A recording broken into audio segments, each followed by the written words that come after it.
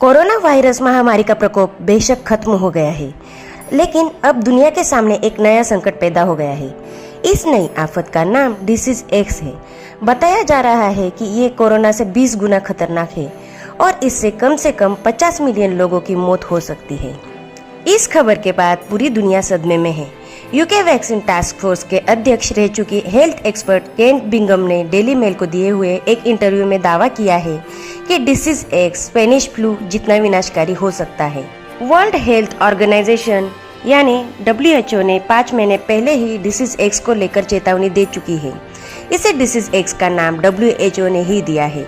WHO के अनुसार disease x एक नया एजेंट हो सकता है। ये एक वायरस, एक बैक्टीरिया या फंगस हो सकता है। चिंता की बात यह है कि फिलहाल इसका कोई इलाज दुनिया में नहीं होगा। चलिए समझते हैं कि डिसीज एक्स क्या है और इसे कोरोना से घातक क्यों माना जा रहा है और किस तरह ये 20 मिलियन लोगों की मौत का कारण बन सकता है। वास्तव में डिसीज एक्स किसी बीमारी का नाम नहीं है।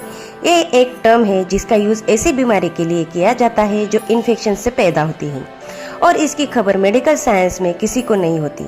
कुल मिलाकर इस बारे में अभी किसी डॉक्टर, वैज्ञानिक या एक्सपर्ट को कुछ पता नहीं है। इसे आप एक उदाहरण से समझें। इस टर्म का पहली बार साल 2018 में यूज किया गया था और अगले साल 2019 में कोरोना वायरस नामक बीमारी आ गई थी। डेली मेल में अपने इंटरव्यू में चिंता व्यक्त करते हुए बिंघम ने कहा, 1918 या 19 फ्लू महामारी में दुनिया भर में कम से कम 50 मिलियन लोगों की जान ले ली, जो प्रथम विश्व युद्ध में मरे हुए लोगों की तुलना में दोगुना था। डिसीज एक्स से आज हम इसी तरह की मौत की उम्मीद कर सकते हैं। उन्होंने कहा, कोविड-19 के मामले में एक तरह से हम भाग्यशाली रहे। इसके कारण दुनिया भर में 20 मिलियन या अधिक मौतें हुई। अच्छी बात यह है कि वायरस से संक्रमित अधिकांश लोग ठीक होने में कामयाब रहे।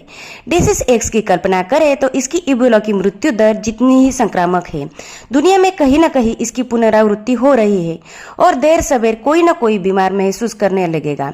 WHO chief doctor Tedros Adhanom Ghebreyesus ने मई में जिनेवा में हुई वर्ल्ड हेल्थ असेंबली की मीटिंग में डिसीज एक्स को लेकर चेतावनी दी थी। टेड्रोस ने कहा था कि दुनिया में एक और महामारी कभी भी आ सकती है जिससे बड़ी संख्या में लोगों की मौत हो सकती है। इसका सामना करने के लिए पूरी दुनिया को एकजुट होकर तैयार रहना चाहिए। अनुमान है कि डिसीज एक्स किसी वायरस, बैक्टीरिया या फंगस से फैल सकता है। दुखद बात इसके लिए कि कोई टीका या उपचार कहीं नहीं है, जैसा कि कोरोना वायरस का नहीं था। कुछ एक्सपर्ट मान रहे हैं कि डिसीज एक्स जेनेटिक होगा, यानी ये जंगली या घरेलू जानवरों में पैदा होगा और फिर इंसानों को संक्रमित करेगा। इबोला, HIV एड्स और कोविड-19 जेनेटिक प्रकोप थे। बिंघम ने कहा है कि अगर दुनिया को डिसीज एक्स के खतरे से निपटना है तो बड़े पैमाने पर टीकाकरण अभियान के लिए तैयार होना होगा और तय समय में खुराक देनी होगी। WHO ने भी इस बात पर जोर दिया था कि डिसीज एक्स रोकने और उसका मुकाबला करने के लिए सभी को एकजुट होकर काम करना होगा। इसकी रोकथाम के लिए दुनिया भर के मेडिकल एक्सपर्ट सभी संभावित उपाय और शोध कर रहे हैं।